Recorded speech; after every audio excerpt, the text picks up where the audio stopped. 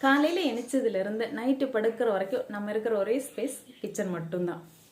இடையில நமக்கு ஒரு மைண்ட் ரிலாக்ஸேஷனுக்காகவோ இல்லை நம்ம ஒரு டயர்ட்னஸ் ஃபீல் பண்ணிட்டு கொஞ்ச நேரம் உட்காந்துருக்கிற ஒரு டைம் தான் டீ டைம். நம்ம கிட்ட ஒரு 10,000 கேள்வி கேட்கறதுக்குனே நம்ம வீட்டில் ஒருத்தவங்க இருப்பாங்க. என்ன இந்த நேரத்துலேயே உட்காந்துட்டு வேலையில் முடிஞ்சிருச்சா, என்ன இந்த நேரம் டீ குடிக்கிறேன், இல்லை காலையிலேருந்து ஃபோன் பார்த்துட்டே இருக்கிறையே உன் கண்ணை என்னத்துக்காக இருந்தேன்னு. காலையிலேருந்து பொழுதுனிக்கும் வேலை செய்கிற உடம்புக்கு எந்த பிரச்சனையும் இல்லைன்னா 10 நிமிஷம் டீ குடிக்கிறதுனாலையோ இல்லை ஃபோன் பார்க்கறதுனாலையோ நம்ம கண்ணுக்கு எந்த பிரச்சனையுமே வந்துடாது. இப்படி நம்மளை சொல்லி ஹெல்ப் பண்ணுறதுக்கு பதிலாக, என்னம்மா இந்த நேரம் டீ குடிக்கிற, இந்த நேரம் டீ குடிக்காத, நீ சாப்பிட்டியா, இல்லை நீ ஏன் உட்காந்துரு, எப்போ பார்த்தாலும் ஏதோ வேலை செஞ்சுக்கிட்டே இருக்கேன்னு நம்மளை யாரும் சொல்ல மாட்டாங்களாம். அவங்க டீ குடிக்கிற அந்த 10 நிமிஷம் அவங்கள விட்டுறணும்.